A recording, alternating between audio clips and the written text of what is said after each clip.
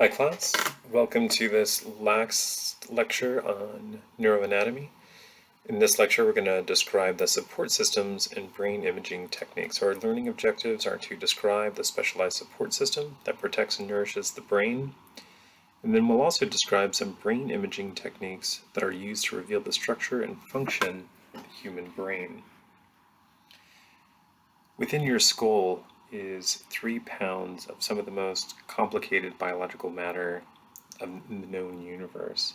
And it needs a lot of things in order to function well, including a good blood supply so that it can get both oxygen and also glucose. The majority of energy needs in your body are taken up by just basic brain processes. But also, the brain is encased within the skull and then has a number of supportive structures to prevent damage from occurring. And we want to talk about some of those things in this lecture.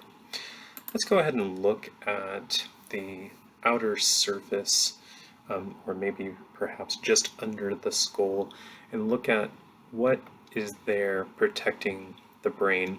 So if we were to go ahead and shave your head, maybe do an incision into your scalp under some topical anesthetic, exposing the bone itself, and then cutting through that bone, opening up a little window, we would actually have a couple of additional layers of material before we got down into your brain. And these layers are collectively called the meninges. And the meninges are a protective layer that protects the brain and the spinal cord. So in this image here, you can kind of look down. This is a human brain. It doesn't seem so prominent in terms of those gyri and sulci, and that's because it's kind of sealed within these meninges. And there's different layers that I want to describe here. First, the outermost layer of the meninges is something called the dura mater. It means the hard mother, but it's that tough outermost layer. Underneath that is an area called the arachnoid membrane, and the arachnoid membrane lies between the dura mater and the other part that's actually coming into contact with the brain tissue itself, called the pia mater, or the other area. The arachnoid membrane is filled with cerebrospinal fluid, or CSF.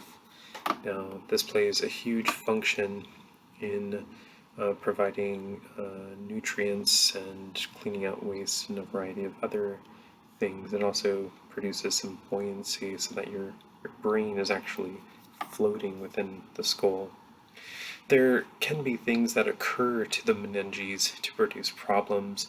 So for example, if you have an infection of the meninges, that's referred to as meningitis. Meningitis could be a life-threatening disorder or disease because of increased pressure caused by inflammation of the meninges, and that could cause damage to the brain.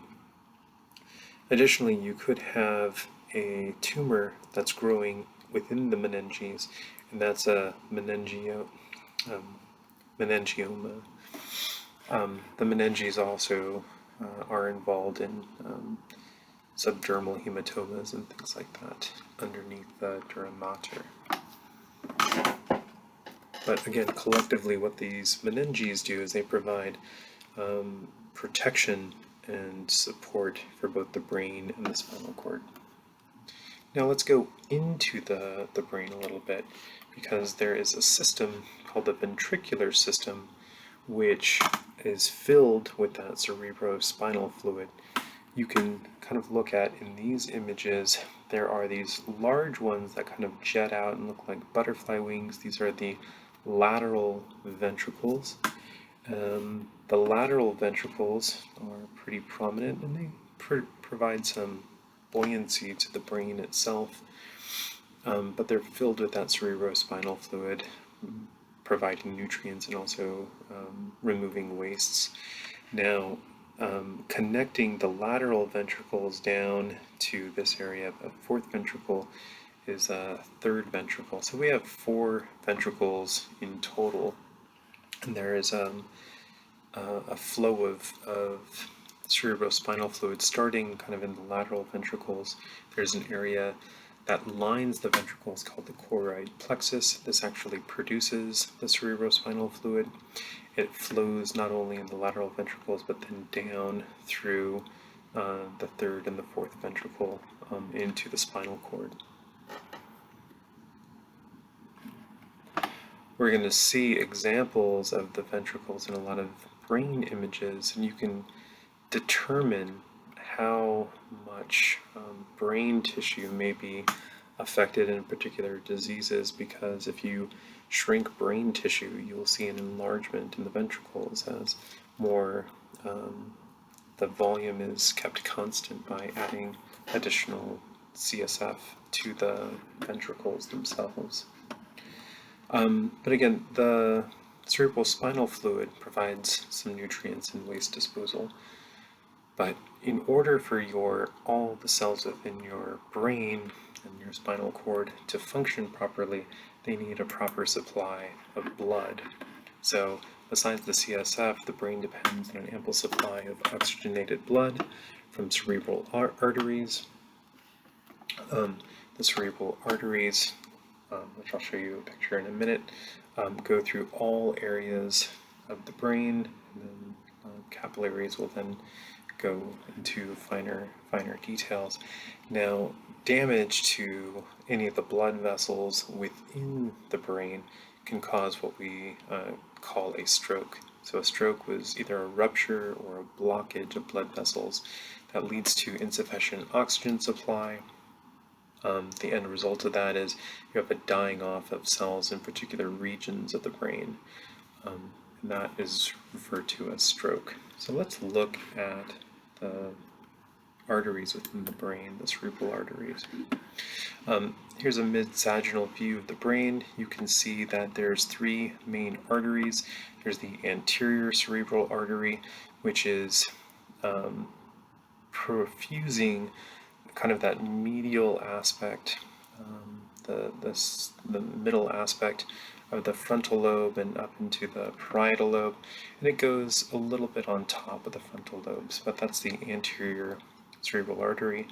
The middle cerebral artery has kind of the lateral aspects of the frontal lobe, the parietal lobe, and the temporal lobe, and then finally there's the posterior cerebral artery, the kind of caudal medial aspect, and then around on the sides. So those are 3 cerebral arteries providing blood supply to the brain. And I want you to imagine if there were some rupture, depending on where that rupture is, giant areas of the brain can be affected in the case of stroke. Let's look at stroke a little bit more closely to get an idea of what could potentially happen, as strokes are a not uncommon occurrence. In this image taken from your textbook, what we can see are the carotid arteries, internal carotid arteries, that provide part of the anterior cerebral artery. And on the left-hand image, what we're seeing is a rupture. So imagine you're drinking out of a straw that has a little bit of a slit in it, and the water is not getting all the way to your mouth, but kind of leaking out. That's what can happen if one of these arteries is ruptured. And what you see is that area kind of in light red are those areas of brain tissue in which insufficient oxygen and glucose are being provided. So all of this area of the brain is going to undergo some brain damage unless the individual can get medical attention quick enough. Another type of stroke is caused by a blockage. You could have, say, a thrombosis, something that gets clogged in and prevents the flow of blood through that artery. And again, you're going to have a large area of cells that are starting to die off behind the blockage itself. Again, if you seek medical attention quickly, you can mitigate some of the damage caused by stroke. what are some of the warning signs if you are having a stroke or somebody else is having a stroke? What can we look out for? So common warning signs include a sudden numbness or weakness, altered vision, dizziness, severe headache, confusion, or difficulty speaking. Typically, when an individual that has a stroke is admitted into the emergency room, based on their symptoms, the doctors have a pretty good idea of where that stroke might be located because of the relationship between certain areas of the brain and certain functions. So for example, if an individual presents with an inability to speak, then the neurosurgeons have a pretty good clue as to where in the brain they might find a blockage or rupture. Okay, so we saw that the brain is protected by a series of meninges, the dura mater, the pia mater, and the arachnoid.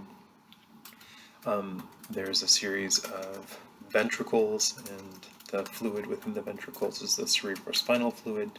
And then finally, there is the blood system, 3 main arteries in the brain, and damage to those systems can cause stroke. I want to finish off this lecture by looking at some of the techniques that are available to neuroscientists today for us to examine the brain in a lot of detail, and human brain in particular.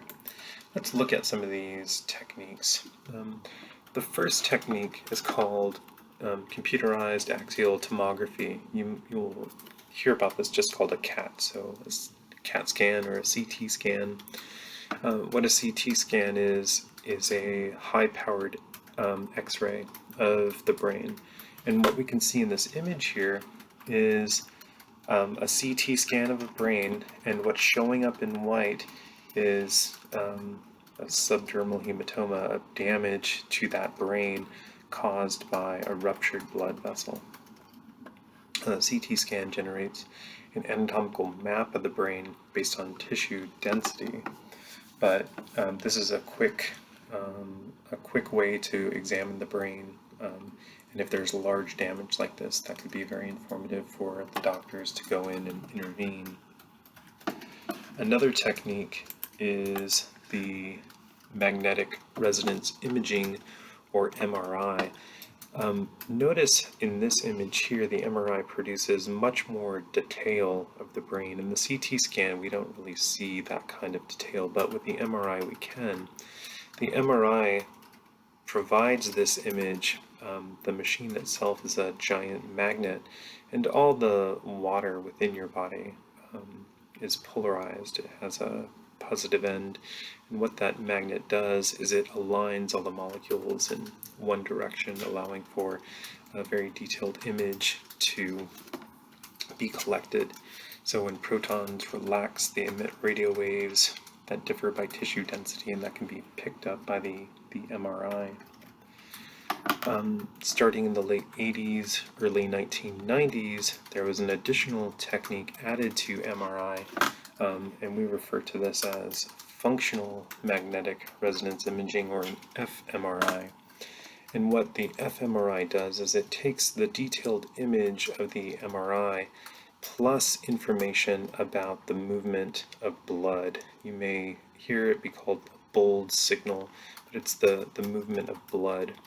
And they can detect the changes in blood perfusion.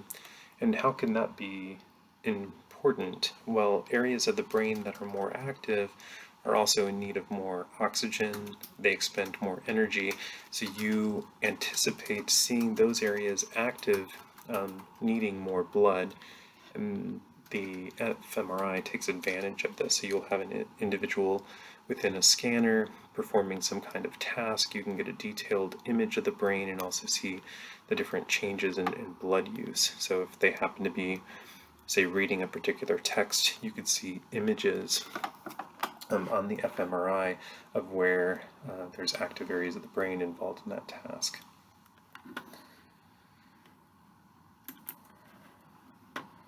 Another technique is positron emission tomography, or a PET scan. This also gives a functional image of the brain. These can be very informative about looking at the brain as a whole. One of the limitations, though, is individuals undergoing a PET scan receive an injection of a radioactive chemical into their blood. We typically want to avoid radiation, but you can get a lot of information through that technique. It identifies which brain regions contribute to specific functions using the PET scan. And finally, I want to talk about what's called transcranial magnetic stimulation. And here we're using a magnet that evokes electromagnetic waves at certain rhythms into the brain. And this technique is helpful at either stimulating or depressing certain areas of the brain. In fact, recent studies that I've come across, and we'll talk about it later in class, use certain techniques using a TMS stimulation protocol in order to alleviate psychiatric disorders like major depressive disorder. But in this technique, a magnetic field induced by electromagnetic coils stimulate neurons of the underlying cortical surface. And here we have an image, kind of a combination of what that might look like.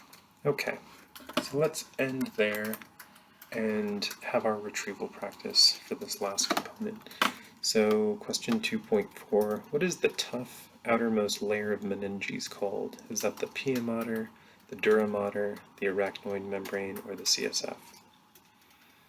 In question 2.5, the blank are located in each hemisphere, extend into all four lobes, and are lined with the choroid plexus, that membrane that produces the CSF.